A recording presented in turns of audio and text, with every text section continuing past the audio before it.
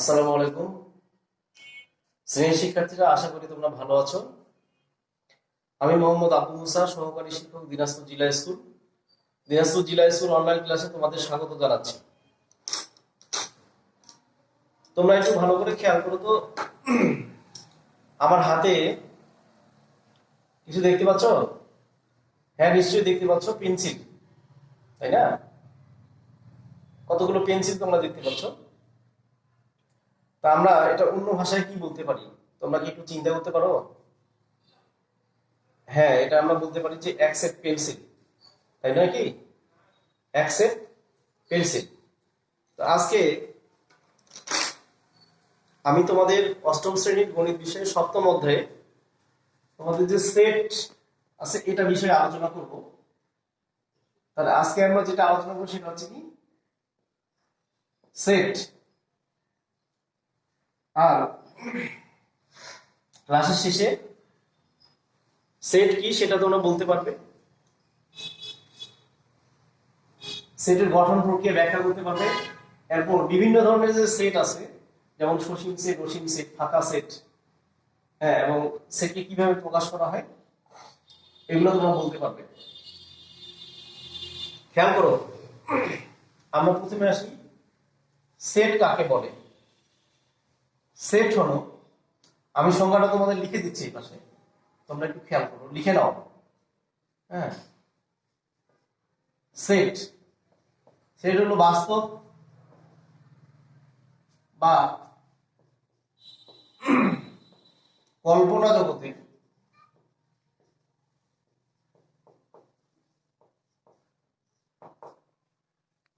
সুসংজ্ঞায়িত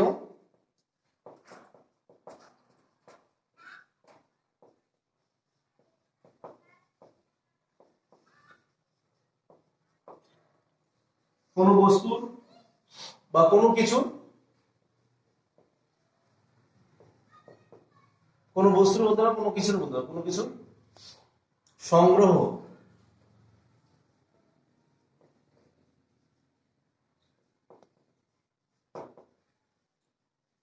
set বলে।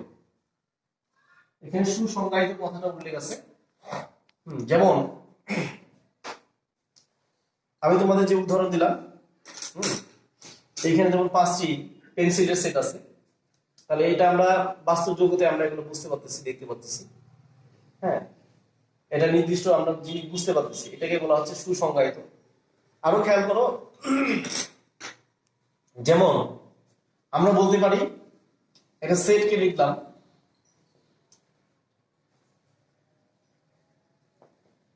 1 2 3 4 5। খেয়াল করো, সেটকে প্রকাশের পদ্ধতিগুলো হচ্ছে যে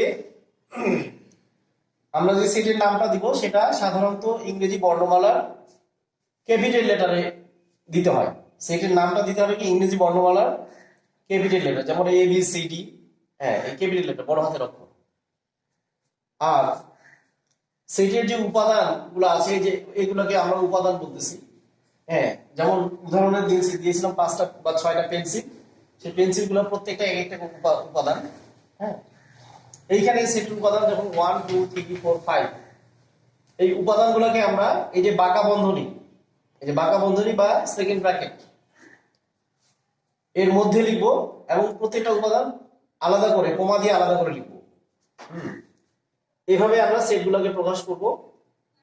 তো আমরা সেট সম্পর্কে অনেক আগে থেকেই পরিচিত আছি। হ্যাঁ, বিশেষ করে আমরা যেমন বলে থাকি ডিনার সেট, হ্যাঁ, এরপর গ্লাস সেট, আমরা বিভিন্ন বাস্তব জীবনে এরকম বহু উদাহরণ দেখতে পাই।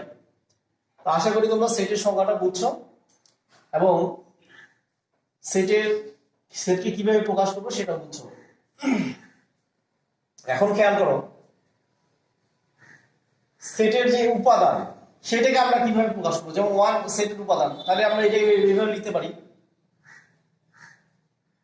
1 belongs to A, অর্থাৎ 1 হচ্ছে এ সেটের একটা উপাদান। আমরা ভাষাটা কিভাবে লিখবো বা কিভাবে পড়বো, লিখো তোমরা, দেখে লিখে নাও। 1 belongs belongs to A, অর্থাৎ এ হচ্ছে এ সেটের একটা উপাদান। আবার খেয়াল করো, এখানে 7 তো এ সেটের উপাদান নয়, তাহলে সেক্ষেত্রে আমরা কিভাবে প্রকাশ করতে পারি? তাহলে 7 নট বিলংস টু, কি লিখবো? বিলংস টু চিহ্ন দিয়ে কেটে দিব, 7 নট বিলংস টু এ, অর্থাৎ 7 এখানে এ সেটের উপাদান নয়। আচ্ছা, এরপরে আসো, সেটকে আমরা যে প্রকাশ করব, এই প্রকাশ করার দুইটা পদ্ধতি আছে। সেট প্রকাশের কয়টা পদ্ধতি আছে? দুইটা পদ্ধতি আছে। একটা হচ্ছে তালিকা পদ্ধতি, আর একটা সেট গঠন পদ্ধতি। একটা হচ্ছে তালিকা পদ্ধতি, আর একটা সেট গঠন পদ্ধতি। আমরা এখানে এই যে এখানে যে প্রকাশ করছি সেটা কি? তালিকা পদ্ধতিতে প্রকাশ করব। অর্থাৎ যখন সুনির্ধারিত এবং সুনির্দিষ্টভাবে আমরা যখন সেটের উপাদানগুলোকে বর্ণনা করতে পারবো, সুনির্দিষ্টভাবে যখন সেটের উপাদানগুলোকে বর্ণনা করবো, যে অর্থাৎ উপাদানগুলো যখন সুনির্দিষ্ট থাকবে, সেক্ষেত্রে আমরা তালিকা পদ্ধতিটা প্রয়োগ করব। হ্যাঁ, আর আরেকটা পদ্ধতি সেট গঠন পদ্ধতি, যখন সুনির্দিষ্ট থাকবে না। হ্যাঁ, যখন সুনির্দিষ্ট থাকবে না, সেগুলোকে আমরা সেই পদ্ধতিতে সেটাকে আমরা তালিকা পদ্ধতিতে প্রকাশ করব। তাহলে খেয়াল করো, এখানে বোর্ডে খেয়াল করো, আমরা এখানে যে সেটটাকে প্রকাশ করেছি, এ সেটের উপাদান হচ্ছে 1 2 3 4 5।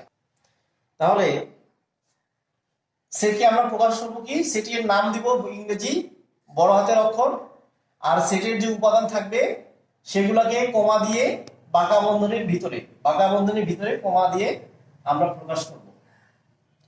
তাহলে শোনো, এই যে এইভাবে আমরা প্রকাশ করলাম, এই পদ্ধতিটাকে বলা হয় তালিকা পদ্ধতি। অর্থাৎ যে প্রক্রিয়ায় আমরা সেটার যে উপাদানগুলো আছে, এই উপাদানগুলো যখন সুনির্দিষ্ট থাকবে, উপাদানগুলো কি থাকবে? এটা সুনির্দিষ্ট উপাদান থাকলে আমরা সেই উপাদানগুলোকে যেভাবে প্রকাশ করবো সেটা হচ্ছে তালিকা পদ্ধতি। যেমন এটাকে আমরা তালিকা পদ্ধতিতে প্রকাশ করেছি। আরো একটা পদ্ধতি আছে, সেটাকে বলা হচ্ছে কি? সেট গঠন। এই যে সেট গঠন প্রক্রিয়া বা সেট গঠন পদ্ধতি, এটা ইংরেজিতে এই পদ্ধতি, তালিকা পদ্ধতি ইংরেজিতে রোস্টার মেথড বলা হয়। আর সেট গঠন প্রক্রিয়া, যেটা সেট গঠন পদ্ধতি, সেটাকে বলা হয় সেট বিল্ডার মেথড। এই পদ্ধতিতেও আমরা সেটকে প্রকাশ করতে পারি। খেয়াল করো, যেমন এই সেটটাকে যদি আমরা প্রকাশ করি, তাহলে এই একটা সেট আমরা যেটা লিখছি, এটা হচ্ছে এই পদ্ধতিটা হচ্ছে তালিকা পদ্ধতি। এটাকে আমরা সেট গঠন পদ্ধতিতে প্রকাশ করি। তাহলে সেটা কিভাবে প্রকাশ করতে পারবো? সেটার নিয়মটা হচ্ছে যে সেটের উপাদানগুলোর একটা সাধারণ নাম দিতে হবে, বা সেটের উপাদানগুলোকে একটা চলকের মাধ্যমে প্রকাশ করতে হবে। কার মাধ্যমে? চলকের মাধ্যমে। এবং চলকটা দিয়ে কি বোঝাচ্ছে সেটা ব্যাখ্যা করতে হবে। যেমন এইটাকে একটা চলক ধরলাম কি? এক্স। হ্যাঁ, কি ধরলাম? এক্স। এক্স এর মাধ্যমে প্রকাশ করলাম। এক্সটা কি, এখন এটা আমরা ব্যাখ্যা করব। হ্যাঁ, তাহলে এইখানে এই যে এই চিহ্নটা দিতে হবে, এটাকে যেন বা সাজদেট বলা হয়। তাহলে এক্স, এক্স যেন কি কি লিখেছি আমরা? 1 2 3 4 5। এগুলো কি? এগুলো স্বাভাবিক সংখ্যা না? 1 2 3 4 5 এগুলো কি স্বাভাবিক সংখ্যা। তাহলে আমরা লিখতে পারবো যে এক্স, এক্স হচ্ছে কি? এক্স হচ্ছে স্বাভাবিক সংখ্যা। এবং দেখো, স্বাভাবিক সংখ্যা তো অনেকগুলো আছে, সবগুলো তো এগুলো নাই। সব স্বাভাবিক সংখ্যা কি এখানে আছে? সব স্বাভাবিক সংখ্যা নাই। তাহলে আমরা লিখতে পারবো এই স্বাভাবিক সংখ্যা, এবং সেটা হ্যাঁ এক্স কি? এক্স লেস দেন লিখতে পারবো 6। এভাবেও প্রকাশ করা যায়। অথবা লেস দেন 6 মানে 6 এর চেয়ে ছোট। আমরা তো এভাবে বলতে পারি যে 5 এর সমান অথবা 5 এর চেয়ে ছোট। তাহলে সেক্ষেত্রে আমরা কিভাবে প্রকাশ করতে পারবো? এক্স যেন এক্স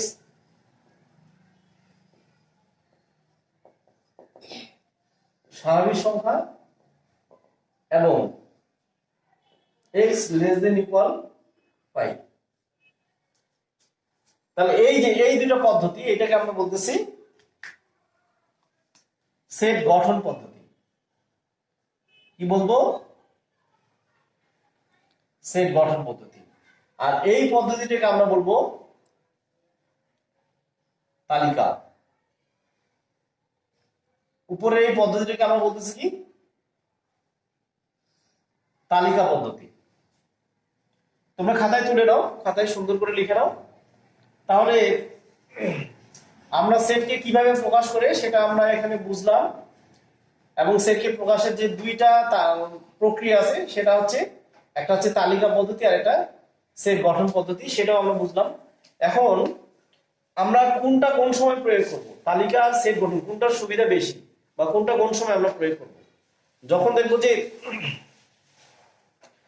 উপাদান সংখ্যা অনেক হচ্ছে, উপাদান সংখ্যা এরকম অনেক হচ্ছে, তখন আমরা সেট গঠন পদ্ধতিতে প্রকাশ করব। অর্থাৎ যখন উপাদান সংখ্যা সুনির্দিষ্ট থাকবে না, সেটা কি সেট গঠন। যেমন ধরো যে আমি যদি তোমাদের অষ্টম শ্রেণীর বিশাখার শিক্ষার্থীদের একটা সেট তৈরি করি, তাহলে বিশাখায় খেয়াল করো, বিশাখায় যদি 70 জন শিক্ষার্থী থাকে, স্টুডেন্ট থাকে, তাহলে এই 70 জন স্টুডেন্টের প্রত্যেক জনের নাম লিখতে গেলে জায়গাও বেশি লাগবে, সময়ও লাগবে।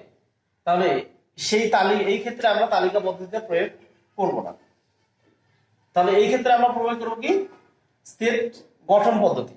তাহলে খুব অল্প সময় এবং অল্প জায়গার মধ্যে আমরা প্রকাশ করতে পারবো। যেমন আমি লিখে দিলাম, ধরো বি একটা সেট দিলাম, অষ্টম শ্রেণীর শিক্ষার্থীদের নাম দিলাম, সাধারণ নাম দিলাম কি এক্স। এখন এক্সটা কি আমরা সেটা ব্যাখ্যা করব। এক্স অষ্টম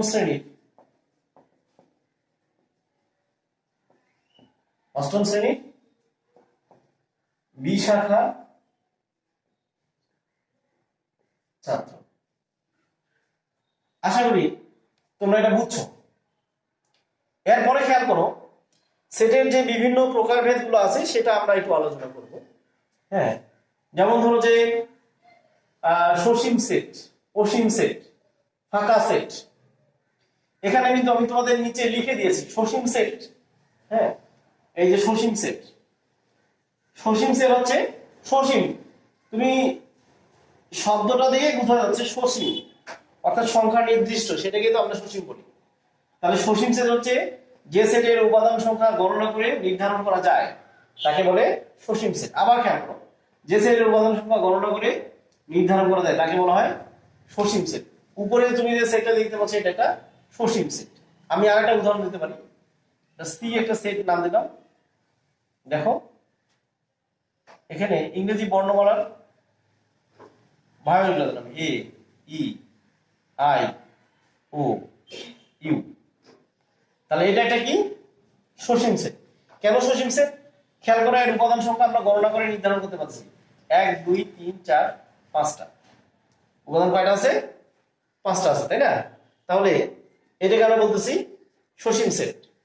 আরেকটা উদাহরণ দিতে পারি, খেয়াল করো। আরেকটা সেটের নাম দিলাম ডি। ডি আমরা এইভাবে লিখলাম 1 2 3 4 এর কমা দিয়ে 100 পর্যন্ত নির্দিষ্ট করে দিলাম। তাহলে এখানে আমরা বুঝতেছি যে এইখানে কয়টা উপাদান আছে? 100টা, তাই না? তাহলে এটাকে আমরা বলতেছি সসীম সেট। এরপরে দেখো অসীম সেট। যে সেটের উপাদান সংখ্যা গণনা করে শেষ করা যায় না তাকে বলা হচ্ছে কি অসীম সেট। খেয়াল করো অসীম সেটের সংখ্যাটা দেখো, যে সেটের উপাদান সংখ্যা গণনা করে শেষ করা যায় না তাকে বলা হয় অসীম সেট। তাহলে অসীম সেটটা কি? এখানে আমরা উপাদানগুলো গণনা করে শেষ করতে পারবো না। যেমন একটা স্বাভাবিক সংখ্যার সেট ধরলাম, n দিলাম 1 2 3 4 5 চলতে আছে। স্বাভাবিক সংখ্যা তো অনেকগুলো আছে, তাই না? তাহলে এটা হচ্ছে অসীম সেট। অথবা বাস্তব সংখ্যা সেট, রিয়েল নাম্বার। এটা দেখো 1 2 3 4 -1 -2 0 এরকম ধরো 1.5 এরকম চলতে আছে।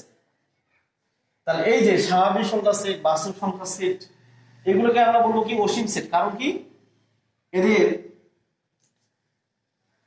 যে উপাদানগুলো আছে সেগুলোকে আমরা গণনা করে শেষ করতে পারবো না।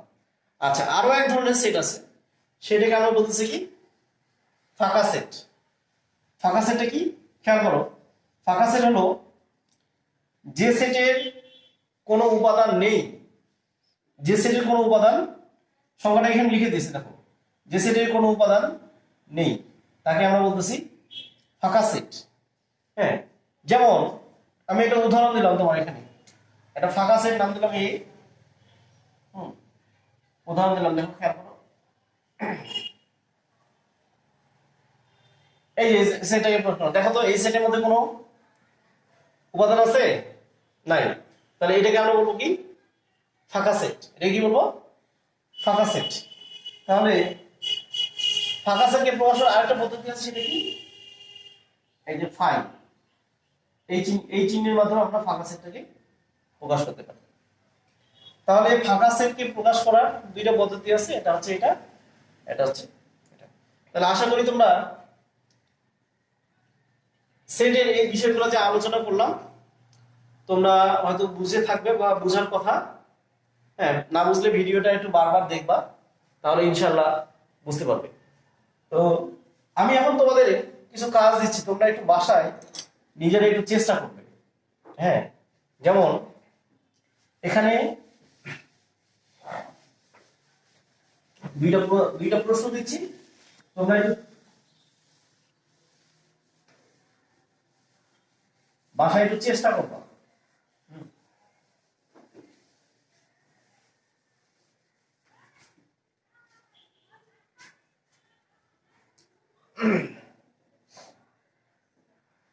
এক নম্বর প্রশ্ন দিলাম, একটা সেট দিলাম, একটা সেট এক্স ব্যাখ্যা করলাম, এক্স বিজোড় স্বাভাবিক সংখ্যা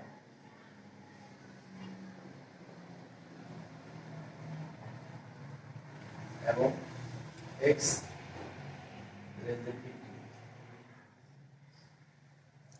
এটা একটা প্রশ্ন, খাতায় তুলে নাও। এইটাকে তোমরা কি করবা? তালিকা পদ্ধতিতে প্রকাশ করবা। কি করবা? তালিকা পদ্ধতিতে প্রকাশ করো।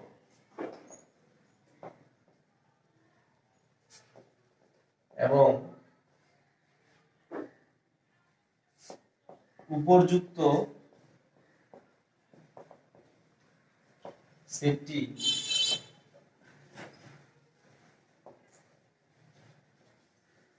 সসীম কিনা ব্যাখ্যা করো। আচ্ছা, আশা করি তোমরা এটা বুঝছো। আরেকটা সেট আমি দিলাম, বি একটা সেট নাম দিলাম,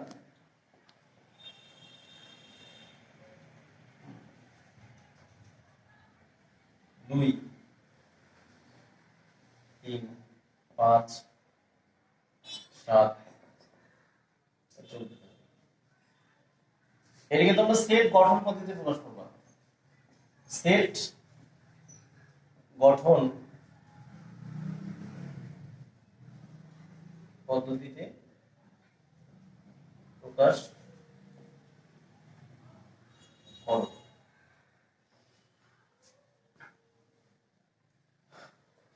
তাহলে এই দুটো তোমরা একটু করার চেষ্টা করবা। তো শিক্ষার্থীরা, আশা করি তোমরা ক্লাসটা বুঝতে পেরেছো এবং উপভোগ করবা। তো আজকে এই পর্যন্তই শেষ করলাম। তোমরা সবাই ভালো থাকো। আল্লাহ হাফিজ।